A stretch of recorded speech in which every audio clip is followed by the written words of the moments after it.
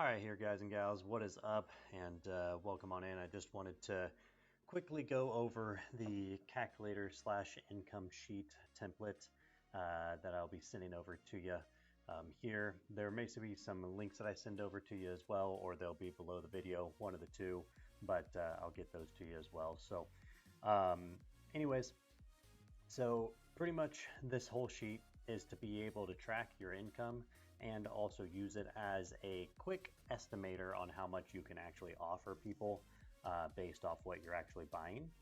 So first and foremost, I'll go over the calculator here and then we'll get into the rest of the template. So calculator is pretty simple. Anything that is in this yellowish or orangish color is something that you can change, this light orange.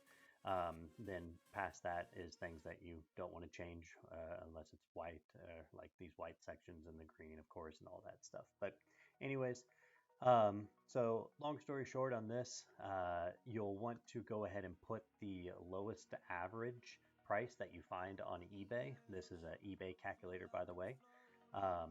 And what you'll do is, okay, so let's just run an example. So it's going to do an iPhone 13 Pro Max here. I'm going to do it unlocked. As you can see, I've done this before, but I just recently bought an iPhone 13 Pro Max, so that's probably why. But then you go and do your basic, go ahead and do the sold to find out how much they're selling for right now. If my internet would run quicker. All right, maybe it didn't click. All right, cool. There we go. All right, buy it now, and then that's fine. Okay, cool. So pretty much what you'll do is look through all of these to see what they are here to be able to find a general price. Let me select used as well so it doesn't bring up anything else like cracked or anything. So anyway, so all right, you can always look deeper into these, but I just kind of am going off a quick example here. So 600, this one sold for 450, says read, so I'm sure there's something wrong with it. This one is 1 terabyte, sold for 730, also 1 terabyte. 600, 256 gigabyte, 128 gigabyte. So let's just, for this example, say that we're doing a 128 gigabyte one. So this one is AT&T only, that's not unlocked. This one is unlocked, so 500, 450. 480, this one's also unlocked. Let's say ours is unlocked. So 480, 450. So far, yeah, those are not unlocked. This one is unlocked, 530. So I would say somewhere roughly in the 480 range is about a low average on this. So what we would do, and that may not be exact, but I'm just kind of basing it off an example here. So type in this 480 right here in this column. That would give me my offer of $300 to begin, and then a suggested max of 300. So I'll kind of break down how this works. Pretty much all this is doing is just subtracting the actual eBay fees, which eBay fees are like 21% roughly. Well, eBay fee itself is 13.25, I think it is, and then I added taxes in there for the actual business itself is 7%. So I rounded that up to 21% overall. That's what that calculation is. And then that includes like shipping and potential tax and stuff like that. Again, these are rough estimates. It's not exact. So just to be able to give you at least a general ballpark to go off of. But so this is going to be minus 80. So that's at least shooting for an $80 profit. That 300, and then this max suggested would be a $50 because I just added $30 on top of this, so a $30 potential profit. So that's where you would start at, and then how much you round that you would want to be max at. Again, this is the lowest average, so you've still got a little bit of wiggle room in there to be able to offer a little bit more if they just aren't really wanting to take your price. But again, that's all through negotiation, right? So, anyways, next point is this eBay estimated fees and shipping plus tax. I just mentioned that a second ago, so it's around $100. Then also your break even point, right? So you want to kind of know what you would be able to sell it for on eBay just to be able to break even, right? That's good to know because that means that you can't go below that, otherwise you're losing money once you list it up on eBay. So as long as you're above that, then you're in the profit, which is good. Past that is going to be just a very basic calculation. It's just literally a 1.5 times of what you actually bought it for. So right, yeah, B3, what you bought it for, and that's if you wanted to list it on eBay. Again, that's a rough estimate. That's just kind of where I start at. Obviously, people are going to talk you down if you sell things on eBay. And then, there's obviously other ways to sell as well. Maybe you sell to a direct buyer, you sell on eBay or sell on Facebook. Those are all going to vary in how much the value is. But this will at least give you a rough idea of how much you can offer on something pretty quickly. Just drop that number in there, and then that's all you need. So, next things is coming down anyways. Next things is the initial startup capital. So I always like to know kind of where I started personally on like my cash reserve, like what did I start with? The first time I ever got into flipping was like 2.5 years ago, something like that. And I only did it for about 6 to 8 months, 9 months maybe. And I think I started with, I believe that it was $400. I would honestly recommend starting at least with 500. 1,000 would be better, but at least 500, because what happens is that you just run into an issue where you run out of money and then you got to wait for the thing to sell, and then you got to get another one, and then you got to wait for the thing to sell. It's kind of hard to make it work with having such a low budget, but I mean, it is still possible to do for sure. I mean, I did it. I think I did. I don't even know how much I did, honestly. I think it was like 5, 6,000, somewhere around in there, profit within those 6 months. That's not much, for sure, compared to what some people have done. But back then, I just wasn't aware of what the hell I was doing, and I didn't know how to negotiate. I didn't know how to sell. I didn't know how to do any of that stuff. And I'm not saying that I'm pro now, but I'm definitely better than I was before. So now that I've gotten back into it, I have now started at 1,400 with a $1,400 cash reserve, and I've been working numbers pretty well. Just hit my first $1,000 month, the first month getting back in, and for this next month, I'm going to shooting for a $2,000 profit. So and I'm on the track for that. But nevertheless, just kind of a little breakdown there. Next thing here is investments. These are good to be able to just kind of know, just kind of your general ballpark of how much your investments are for your business. We're all going to have them, right? You're going to need, for example, bubble wrap. You're going to need a scale, maybe. I don't really scale my stuff anymore. I used to, but maybe you'll need a scale. Maybe you need some tape, right? These are all examples, and then I put examples costs in here. All of these will end up actually adding up and summing up right into this little total. So don't change this number. Again, only change this stuff in the orange.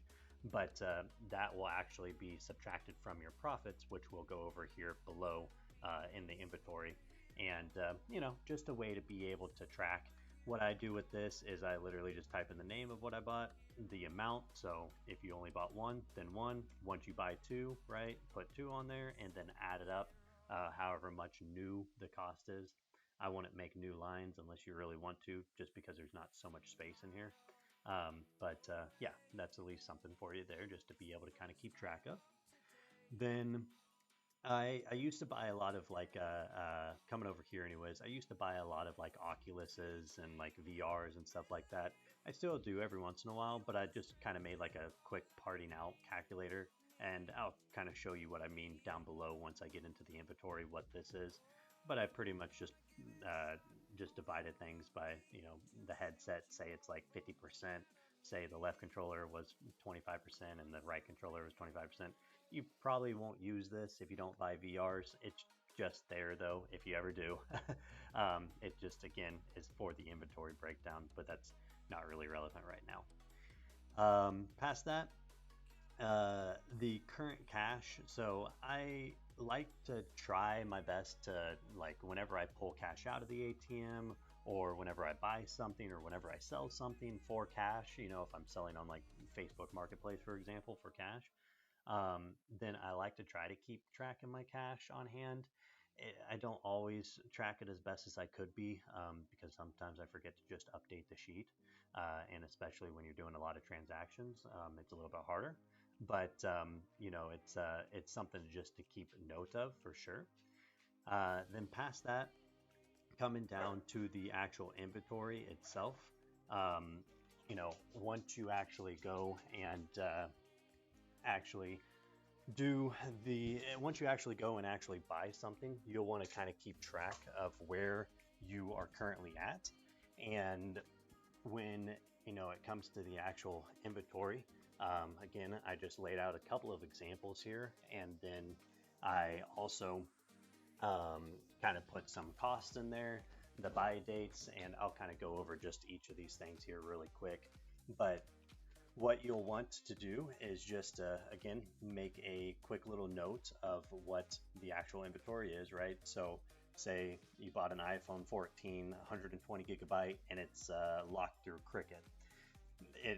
I put it as $100 here. You're probably not going to find an iPhone 14 these days anyways, right now, as I make this for $100. I mean, maybe you will, I don't know, but it's pretty dang good. But again, it's just an example to see, so then I put the buy date. The eBay fees are automatically calculated. Again, that's that 0.1325%, or sorry, that 13.25% is what I believe that the average eBay fees are for electronics. And I just looked it up. So, past that, we're going to have the customer paid shipping. So the customer shipping, what they paid, and then the shipping fee, what it charged you on eBay. This stuff you'll put in yourself, but it's on eBay itself. Usually it's pretty close these days.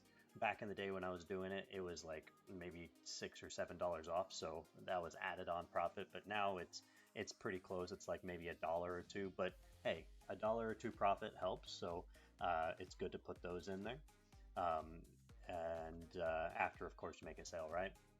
The taxes, again, this is for business tax or eBay tax. I can't remember exactly which one it was, but it's just at a 0.7%, or I'm sorry, at a 7% there. So again, just automatically calculated based off of the once you put the sold price in, which again, this is one that you'll put in there. So say you sold something for, I don't know, whatever. Well, all you got to do is just copy and paste what eBay tells you that the sold price is, and then this will do the calculations for you.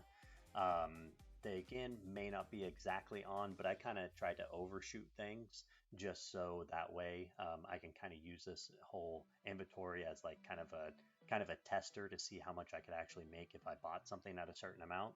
And I'll show you what I mean by that here in just a second. Then it will go ahead and tell you what your total profit is. It'll just be based off all these numbers. And then I also put a sold date just to be able to, again, know how long it took for me to sell that product. Then the last thing I like to put on here is I put how I acquired it. So maybe it was from Facebook Marketplace, right? That would be FB right here. Maybe I got it from a Facebook ad, right? I put a Facebook ad. Or maybe if I'm running Google ads, then I put it from a Google ad. It's just to be able to, again, know where that lead came from. And then I want to also know where I sold it. So maybe I have a bulk buyer, right, that I sold it to. That's going to be buyer. I sold it back on the Facebook Marketplace. Sometimes I flip them back on the Facebook Marketplace. It just depends on how good of a deal it is. And also if I've got like the box, and say I buy an iPhone, I've got the box, a charger, a case, all this stuff. A bulk buyer wouldn't care about that, right? But somebody on Facebook Marketplace would care about that. So it just increases the value. And then, there's also, of course, eBay as well if you end up selling it on there. So what I was mentioning about just really quick, what I was mentioning about the kind of a test to see how much something would cost. I could go and put down here, I buy something for $200, for example. and then I know that it's going to be sold around 350 on eBay, right? Boom. I'm able to see like, hey, really quick, that I am able to make around a $78 profit, total profit on that, right? So again, it's just kind of nice to be able to kind of have that there to be able to see how much you could potentially make. Of course, make sure to backspace so you don't add all that to your profits and everything. So anyways, so coming down here really quick, you'll see some of these uh, total cost, total profits, all this type of stuff. This is just a based off the actual cost of how much you've spent overall. It's just again just a number to be able to know. Nothing crazy, but I just like to know it. And then sales price, again, just kind of a rough estimate of how much, or just an add up of how much you've actually done overall. I'm actually going to put this right down here. I don't know why I put it up here. I'm just going to go ahead and change that out real quick. But anyways, and I'll edit that here in just a second, but I'll put that down there. But then also as well, you got your total profits. Now, of course, if things are negative, which for example, I haven't sold something yet, so this is $200. I haven't sold it yet, right? So this is a total profit of negative 200. Well, the profit, of course, has gone down. That's fine. That's not a big deal. It's just because in the current spot, right, or the current place you are, you haven't sold that yet. So of course, you're going to have less profits. Say I bought another thing for another $200, right? I'm going to go down negative, of course, because you just haven't got to the level yet to where you are still in profits and still buying stuff. That's perfectly fine, as long as you're just buying and selling consistency. That's all that matters. So last little thing here that I wanted to just make note of. I like to track kind of like my monthly profits and everything like that. And I guess this is not the current month. This is the current month, but it's fine.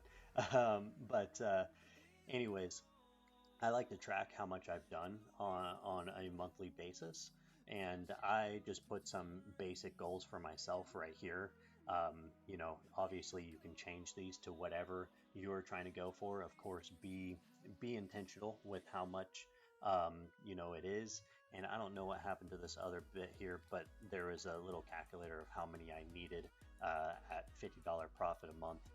So I'll add that back in. I don't know where that went, but anyways, so yeah, all I pretty much do with this is just hit backspace, right? And then all you got to do is hit equals, and then you type in sum. This first one right here, the sum of a series, you click that, and then all you do is hold control. I believe it's the same thing on Mac. I've got a Windows, but whatever your control button is on Mac, if it's not the same. And then anything I sold within that month, remember it's sold on, right? I'll just select. So I just hold control, hit that, and then hit plus, and then control, plus, add a plus. And this is kind of a manual process, but again, it's only needed to do once a month, right?